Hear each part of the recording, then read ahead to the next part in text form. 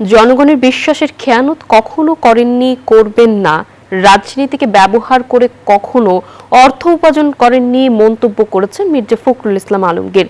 সকালে ঠাকুরগাঁও সদর উপজেলার শালন্দর ইউনিয়নে একটি পথসভায় যোগ দিয়ে এসব কথা বলেন তিনি।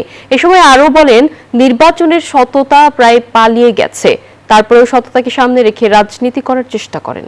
কাজ সৃষ্টি হয় এইরকম কাজ করতে চাই, অর্থাৎ এলাকাতে শিল্প প্রতিষ্ঠান করতে চাই, কৃষিভিত্তিক শিল্প করতে চাই, যাতে করে আমাদের এখানে এই ছেলেমেয়েরা কাজ কাম পায়, চাকরি বাকরি পায়। আমরা এই এলাকার মানুষ বাংলাদেশের সবচেয়ে দরিদ্র এলাকার মধ্যে একটা এলাকা।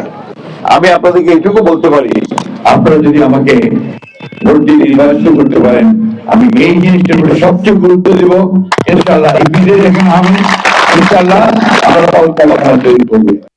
Bashundhara public school and college 2026 শিক্ষাবর্ষে ভর্তি চলছে।